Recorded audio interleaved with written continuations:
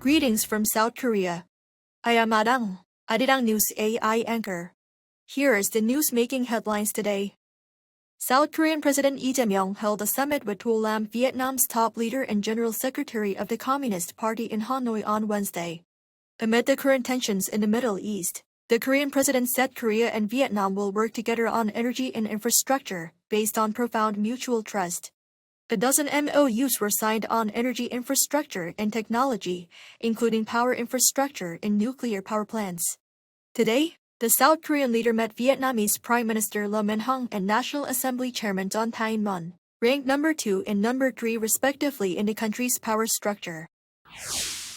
The White House says Donald Trump has set no firm deadline for Iran to present a unified proposal for negotiations, stressing that the pace will be decided by the president as a ceasefire remains in place. Despite the pause in direct strikes, Washington is maintaining its naval blockade and economic pressure, arguing the ongoing squeeze on Iran's oil exports is strengthening its leverage while warning that clearing mines in the Strait of Hormuz could take months. Iran meanwhile escalated tensions by firing on commercial vessels and seizing 2 ships in the Strait of Hormuz, adding to a string of maritime incidents since the conflict began. At the same time, Iranian President Masoud Pezeshkian signaled openness to dialogue but criticized U.S. actions, while other officials warned the key shipping route could remain disrupted if pressure and restrictions continue. South Korea's special envoy to the Middle East Chung Byung-ha has met Iran's Foreign Minister Abbas Araghchi to discuss the safety of vessels in the Strait of Hormuz and South Korean citizens. Arirang TV found on Thursday that the meeting was abruptly arranged and held the previous day.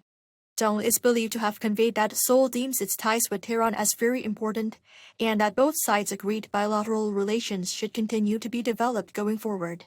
The South Korean envoy has strongly requested that attention be paid to the protection of Korean nationals in Iran, and the Iranian side responded they would actively cooperate on that matter.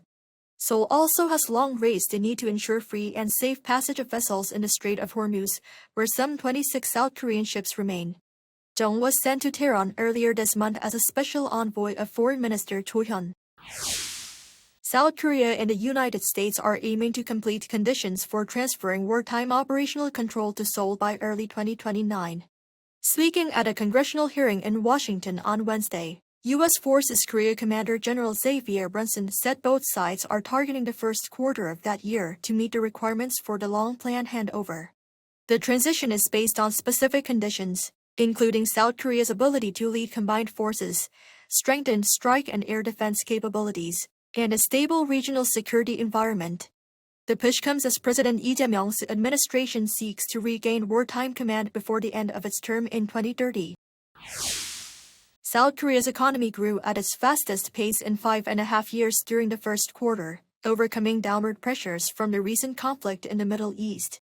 The Bank of Korea announced its advance estimate on Thursday, saying that real gross domestic product increased by 1.7% in the first quarter, compared to the previous quarter. That's nearly double the central bank's earlier forecast of 0.9%. Exports surged 5.1%, led by information technology products such as semiconductors. This added 1.1 percentage points to the overall economic growth. Domestic demand added 0.6 percentage points to the GDP. Facilities investment climbed 4.8%, while construction investment rose 2.8%.